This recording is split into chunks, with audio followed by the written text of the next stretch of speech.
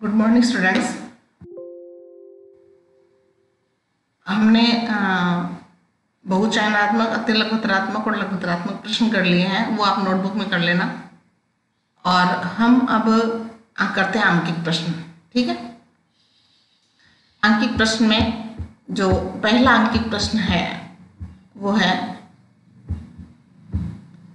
1 ओम, 2 ओम, 3 ओम के 3 प्रतिरोधों के संयोजन से प्राप्त अधिकतम व न्यूनतम प्रतिरोध ज्ञात कीजिए।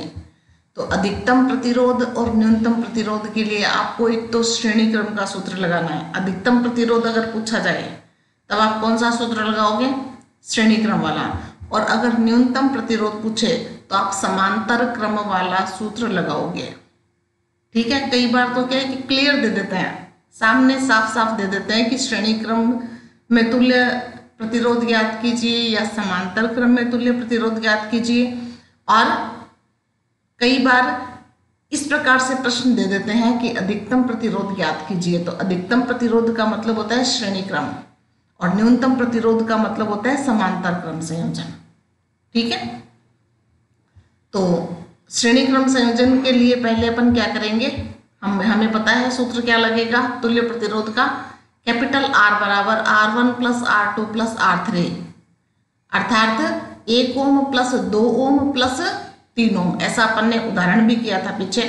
तो ये इसका कितना जाएगा? 6 ओम। तो अधिकतम प्रतिरोध कितना आएगा? 6 ओम श्रेणी क्रम के सूत्र से। ठीक है, अब न्यूनतम प्रतिरोध ज्ञात करने के लिए कौन सा सूत्र लगाएंगे? समांतर क्रम संयोजन वाला। और वो सूत्र होता है 1/R बराबर 1/R1 plus 1/R2 plus 1/R3। तो यहाँ देखिए अधिकतम प्रतिरोध हमें श्रेणी क्रम से प्राप्त होता है, इसलिए R बराबर R1 plus R2 plus R3। ये 1 2 3 जो है वहाँ नीचे लगाना है इधर। ठीक है ना, लिखते हो ना, ऐसे ऐसे लगाना है। तो R1 का मान 1 है, R2 का मान 2 है, R3 का मान 3 है, ये आ गया 6 ओम। न्यूनतम प्रतिरोध हमें समांतर क्रम से प्राप्त होता है। तो 1/R बराबर 1/R1 plus 1/R2 plus 1/R3। R1 का मान 1 है तो 1/1 प्लस R2 का मान 2 है तो 1/2 प्लस R3 का मान 3 है तो 1/3। लघुत्तम कितना आ जाएगा? 6। ठीक है, लघुत्तम लेना आता है ना, लघुत्तम ले लोगे 6 और यहाँ पर आ जाएगा 6, यहाँ पर आ जाएगा 3, यहाँ पर आ जाएगा 2। तो 6 प्लस 3 प्लस 2। ठीक है, 6 प्लस 3 प्लस 2 कितना आ जाएगा? 11।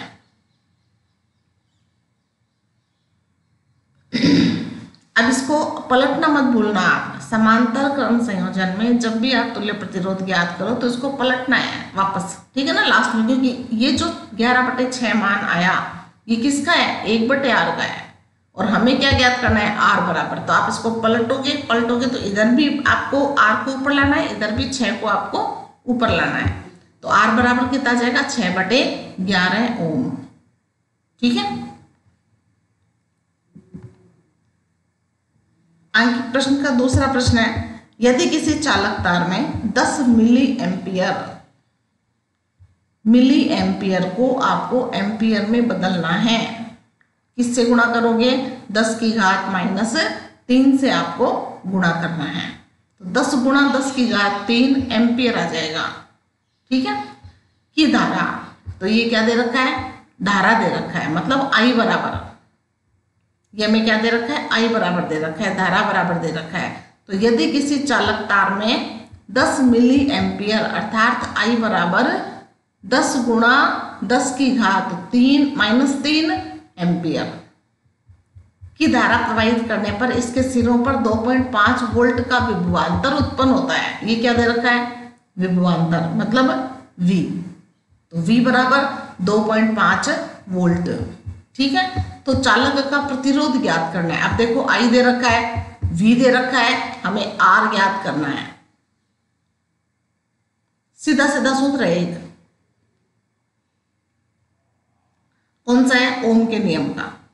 ओम के नियम का फॉर्मूला है ना आपके पास में, V बराबर IR। V बराबर IR लगाओगे तो R बराबर क्या जाएगा? V/I।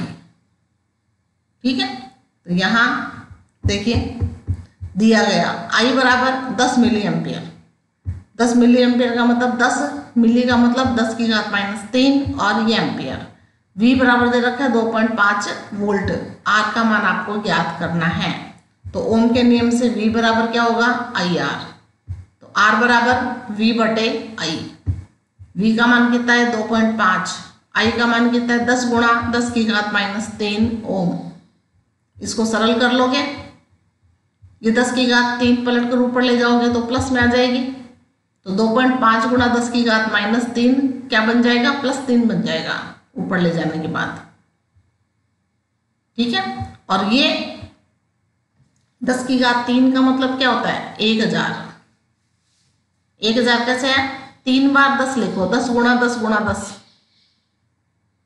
ठीक है ना, 3 जीरो लगाओगे, 3 जीरो किसका होता है 1000 का होता है ना। तो 1 जीरो से 1 जीरो कट जाएगा तो कितना जाएगा 10 की घात 2। तो 2.5 गुणा 10 की घात 2 ओम। और ये दशमलव हटाओगे तो नीचे क्या लगाओगे बटे 10 लगाओगे ना, तो 1 10 और कट जाएगा इससे, तो ये कितना जाएगा 250 ओम। तो ऐसा आप इसको हल कर सकते हैं। तो ये प्रतिरोध आ गया। तो ये 2 न्यूमेरिकल हो गए। तीसरा न्यूमेरिकल ये देखो 2017-18 में आया हुआ है, तो इस बार आपके एग्जाम में ही आ सकता है। तो इसको आप ध्यान से देखोगे। निम्नलिखित में AB के तुल्य प्रतिरोध ज्ञात कीजिए। तो तुल्य प्रतिरोध ज्ञात करने के लिए मैंने आपको पहले ही बताया था, सीधी सीधे आप एक बात ध्यान रखना कि A व B के मध्य तुल्य प्रतिरोध पूछा है ना, तो आप A से चलना शुरू करो। ठीक है, यहां देखो ये A दे रखा है, यहां से आप चलना शुरू करोगे तो कितने रास्ते हैं 2 रास्ते हैं। धारा कितने रास्ते पर जाएगी 2 रास्ते पर जाएगी। अब देखो पहले अपन ये वाला रास्ता अगर लें तो यहां से इस ओम में से जो धारा गुजरेगी वो सीधा B पर पहुंचेगी।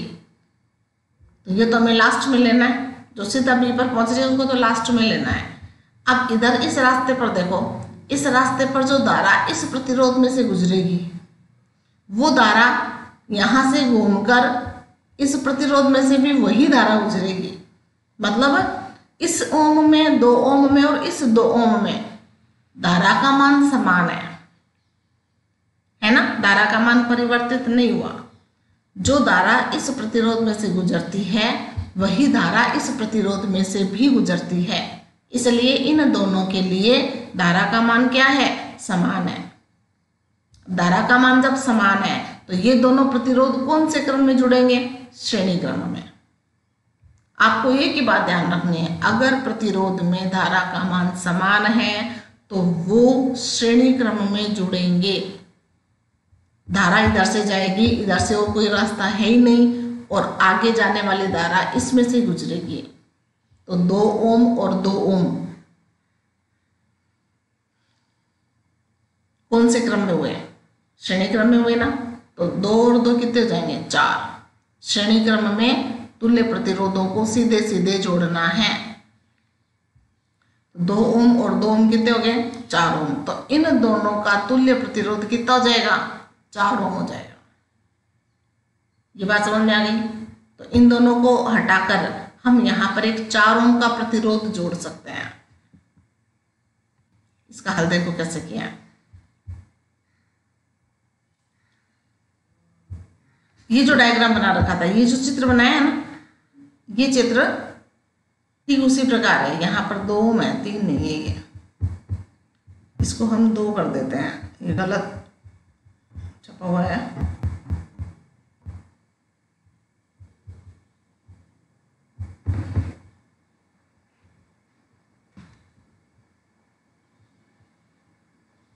यहाँ पर कितना है 2।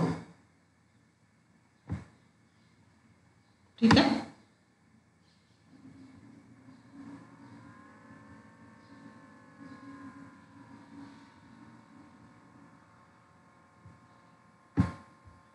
दो।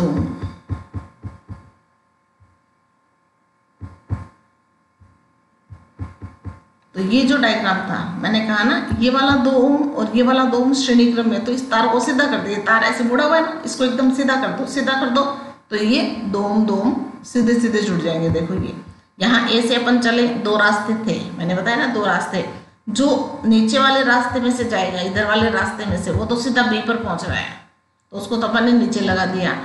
अब जो धारा ऊपर की ओर जा रही है वो इस 2 ओम में से और इस 2 ओम में से गुजर रही है। तो ये दोनों कौन से क्रम में हो गए? श्रेणी क्रम में हो गए।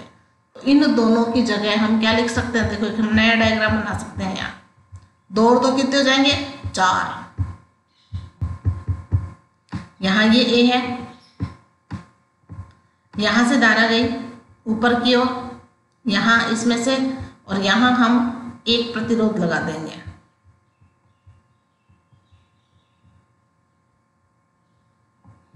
ये हमने एक प्रतिरोध लगा दिया, और यहाँ नीचे वाला जो प्रतिरोध है ये है ही आपका 2 ओम का।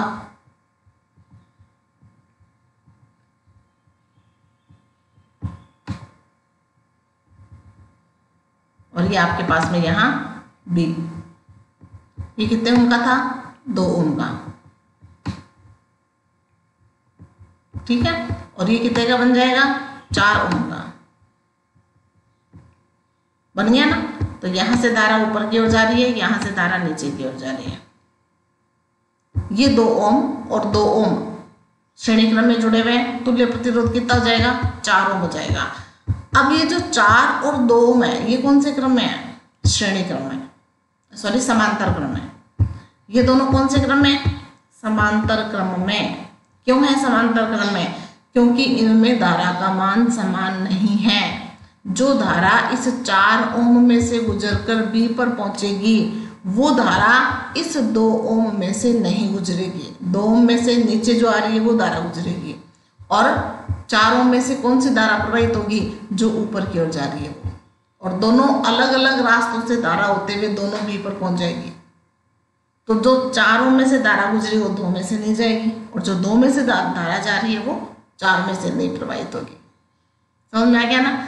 तो धारा का मान अलग अलग हुआ ना, तो धारा का मान अलग अलग है, तो ये दोनों कौन से क्रम में जुड़ेंगे? समांतर क्रम में। तो कौन सा सूत्र लगाना है? समांतर क्रम वाला। बात समझ में आ गई? इस प्रकार से ये R1 प्लस R2, ये 2 ओम प्लस 2 ओम 4 ओम, तो ये तो 4 ओम जोड़ दिया, पहले तो इनको श्रेणी क्रम में जोड़ दिया। अब इनका समांतर क्रम ले लेंगे। अब इनका समांतर क्रम लेंगे तो क्या होगा? 1/R बराबर 1/R1 प्लस 1/R2, 1/4 प्लस 1/2, 4 लघुत्तम आ जाएगा, 1 प्लस 3, 1 प्लस 2, 3/4, पलट दो, R बराबर 4/3। ये 1/R है ना, R को पलट दोगे ऊपर तो R बराबर आ जाएगा 3/4। आ गया समझ में?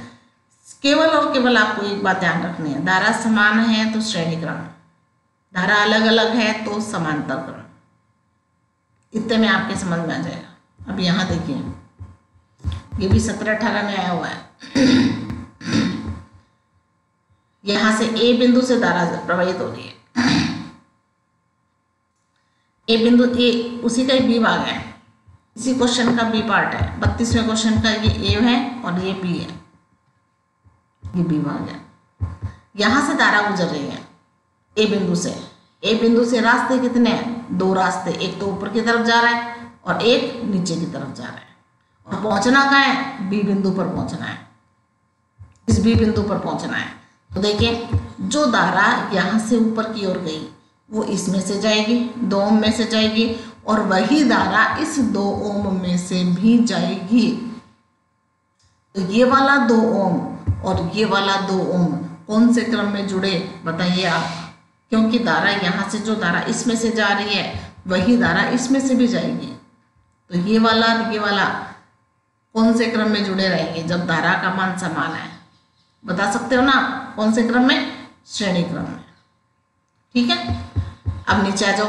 नीचे देखिए, ये वाला प्रतिरोध, धारा जो नीचे गई वो इसमें से जाएगी, और आगे जाके वही धारा इसमें से जाएगी, क्योंकि और कोई रास्ता ही नहीं आगे, और ये बी पर जाएगी।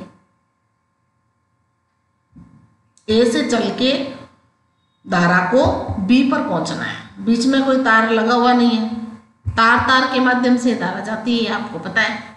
तो 2 ही रास्ते हैं, ऊपर की ओर और नीचे की ओर। कर सकते हैं। ये वाला प्रतिरोध और ये वाला प्रतिरोध श्रेणी क्रम में, फिर ये वाला प्रतिरोध और ये वाला प्रतिरोध भी श्रेणी क्रम में, क्योंकि इन दोनों में भी धारा का मान समान है। तो ऊपर श्रेणी क्रम का तुल्य प्रतिरोध कितना जाएगा, 2 ओम और 2 ओम, 4 ओम हो जाएगा। नीचे भी 2 ओम और 2 ओम कितना हो जाएगा, 4 ओम। देखिए डायग्राम कैसे बना सकते हैं। ये वाला ए से निकला, ए से निकलकर तार ही तो लगे हुए, तार को मोड़ रख हमको सीधा कर दो। तो ये 2 ओम और ये 2 ओम, ये तो श्रेणी क्रम में है, तो इनका क्या जाएगा, 4 ओम। इन दोनों का भी क्या जाएगा, 4 ओम। तो यहाँ 4 ओम है, यहाँ भी 4 ओम है। और फिर ये दोनों 4-4 ओम कौन से क्रम में जुड़े हुए हैं, समांतर क्रम में। क्यों, क्योंकि ऊपर की ओर जो धारा 4 ओम में से गुजरेगी वो बी पर पहुंचेगी, वो इसमें नीचे वाले में से नहीं जाएगी। और जो नीचे वाले प्रतिरोधों में से जाएगी वो ऊपर की ओर नहीं जाएगी। तो ये दोनों आपस में कैसे हुए, समांतर क्रम। तो इनका 4 ओम आ गया, इनका 4 ओम आ गया। अब ये 4-4 ओम जो देखो 1/4 प्लस 1/4 कर सकते हैं ना। इसका भी आप दूसरा डायग्राम बना सकते हैं, एक और डायग्राम बना सकते हैं तुल्य प्रतिरोध का। वो कैसे बनाओगे, ये ए है, ठीक है, इसके 2 रास्ते जा रहे हैं, एक ऊपर जा रहा है। यहाँ दोनों प्रतिरोध को जोड़ दिया और क्या बन गया, एक ही बना दो 4 ओम। यहाँ भी और नीचे भी इन 2-2 ओमों का तुल्य प्रतिरोध क्या बन जाएगा, 4 ओम बन जाएगा। ठीक है, एक धारा कहाँ जा रही है, ऊपर जा रही है, दूसरी धारा कहाँ जा रही है, नीचे जा रही है। ये कितना ओम है, 4 ओम। ठीक है, और ये भी कितना ओम है, 4 ओम। और ये 4 ओम, ये 4 ओम क्या बन जाएंगे, 8 ओम बन जाएंगे। सॉरी, 1/4 प्लस 1/4 समांतर क्रम में है। तो ये समांतर क्रम का सूत्र लगाना है आपको। तो समांतर क्रम में चौथाई और चौथाई को जोड़ोगे तो कितना आएगा, आधा। 1/4 प्लस 1/4, 2/4 कट जाएगा। इसको पलट दो तो क्या जाएगा, 2। ये तो सिंपल कैलकुलेशन है। आ गया समझ में। उसी क्वेश्चन का सी भाग, ये आप पहले डायग्राम देखो ध्यान से कि आप क्या कर सकते हो इसमें। आपको पता लग रहा है क्या कुछ, ए से चलना है, बी तक जाना है। यहां से चलोगे, कितने रास्ते हैं, 2 रास्ते, एक ऊपर की ओर, एक इधर। जो रास्ता ऊपर की ओर जा रहा है वो इस प्रतिरोध में से गुजरेगा। यहाँ और कोई रास्ता नहीं, यही है, वही धारा इसमें से भी जाएगी और कहां पर पहुंचेगी, बी पर। तो ये प्रतिरोध और ये प्रतिरोध कौन से क्रम में हुए, श्रेणी क्रम में। ठीक है ना। और इसी प्रकार जो धारा इस प्रतिरोध में से जा रही है वही धारा इस प्रतिरोध में से भी जाएगी। तो ये दोनों कौन से क्रम में हुए, श्रेणी क्रम में। सेम सूत्र है, उसमें गोला बनाया हुआ था, सर्कल बनाया हुआ था, और इसमें वर्ग बना दिया। इसको भी आप, इस चित्र को भी आप इसकी तरह बना सकते हो, इसकी तरह बना सकते हो। तार को सीधा कर दो, देखो सेम चित्र और सेम आंसर, केवल रूप परिवर्तित किया है। उसको सर्कल बना दिया, सर्कल बना दिया तो आपको ऐसे लगा कि पूरे सर्कल में गोल गोल घूमेगी, पूरे सर्कल में गोल गोल नहीं घूमेगी। ए से निकलकर बी तक ही पहुंचेगी, बी के आगे नहीं जाएगी, वो बी से निकल जाएगी बाहर। आ गया ना समझ में। तो ये सेम वो ही है, मुझे वापस बताने की आवश्यकता नहीं है, कर लोगे। ये वाला 2 ओम, ये वाला 2 ओम श्रेणी क्रम में, तो 4 ओम हो जाएगा। ये वाला 2 ओम, ये वाला 2 ओम, 4 ओम, फिर 4 ओम और 4 ओम समांतर क्रम में। आप कर सकते हैं इसको, ठीक है। अब उसी का ही डी, उसी का ही डी भाग देखो क्या है। यहां से तक आगे चलना, ए से है, ए से ही चलोगे। ए से चलोगे, कितने रास्ते आगे, 3 रास्ते, 1, 2 और 3। जो धारा 3 ओम में से जाएगी वो यहाँ पहुंचेगी, पीछे तो लौटेगी नहीं धारा, पीछे वापस नहीं जाएगी, वो उसको आगे जाना है, उसको बी तक पहुंचना है जल्दी से जल्दी, ठीक है ना। जो धारा इस 3 ओम में से जाएगी वो यहाँ पहुंच जाएगी, जो धारा इसमें से जाएगी वो भी यहाँ पहुंच जाएगी, और जो धारा इसमें से जाएगी वो भी यहाँ पहुंच जाएगी। तो जो धारा इस 3 ओम में से गुजरेगी वो इन दोनों में से नहीं गुजरेगी, जो इस 3 ओम में से गुजरेगी वो बाकी 2 ओम में से नहीं जाएगी, जो इसमें से गुजरेगी वो ऊपर वाले में से नहीं जाएगी। धारा का मान अलग अलग है तीनों में। कौन से क्रम में हुए? समांतर क्रम में। कौन से क्रम में? समांतर में। ये तीनों कौन से क्रम में? समांतर क्रम में। तो 1/3 प्लस 1/3 प्लस 1/3, 1/3 प्लस 1/3 प्लस 1/3, 3/3 आ जाएगा, तो 1 आ जाएगा। इसका तुल्य प्रतिरोध कितना जाएगा? 1। ठीक है, इन तीनों को हटाकर आप केवल एक प्रतिरोध जोड़ दो। आ गया समझ में? फिर देखो यहां से धारा आगे गई, इसमें से जाएगी, एक ही रास्ता है ये, इसमें से गई, यहां पर फिर वापस 3 रास्ते हैं। तो ये तीनों कौन से क्रम में हुए?